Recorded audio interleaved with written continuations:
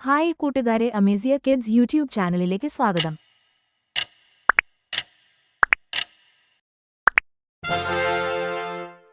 ഉറുമ്പും പുൽച്ചാടിയും. ഒരിക്കൽ മനോഹരമായ ഒരു പച്ചപ്പുൽമേട്ടിൽ ഒരു ഉറുമ്പും ഒരു പുൽച്ചാടിയും താമസിച്ചിരുന്നു.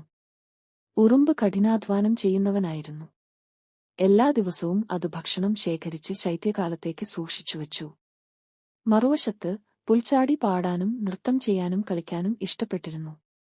ഒരു ദിവസം പുൽച്ചാടി ധാന്യങ്ങൾ വഹിക്കുന്ന ഉറുമ്പിനെ കണ്ടു. "നീ എന്തിനാണ് ഇത്ര കഠിനാധ്വാനം ചെയ്യുന്നത്? വന്ന് സൂര്യപ്രകാശം ആസ്വദിക്കൂ. ഞാനും ശൈത്യകാലത്തിനായി തയ്യാറെടുക്കുകയാണ്. നീയും അങ്ങനെ ചെയ്യണം, അല്ലെങ്കിൽ നീ പിന്നീട് കഷ്ടപ്പെടും." എന്നാൽ പുൽച്ചാടി ചിരിച്ചുകൊണ്ട് സ്വയം ആസ്വദിച്ചു. കാലം കടന്നുപോയി. വേനൽക്കാലം ശൈത്യകാലമായി മാറി. പുല്ല് പോയി, മരങ്ങൾ നഗ്നമായിരുന്നു, ഭൂമി മഞ്ഞിൽ മൂടിയിരുന്നു. പുൽച്ചാടിക്ക് ഭക്ഷണമില്ലായിരുന്നു, തണുപ്പിൽ വിറയ്ക്കുകയായിരുന്നു.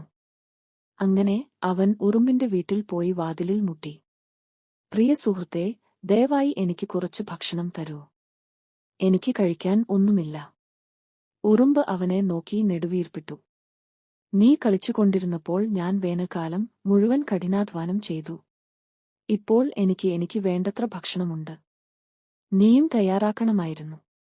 വെട്ടുക്കിളിക്ക് സങ്കടം തോന്നി, തന്റെ തെറ്റ് മനസ്സിലായി. കഥയുടെ ഗുണപാഠം: നാളെ ആസ്വദിക്കാൻ ഇന്ന് കഠിനാധ്വാനം ചെയ്യുക.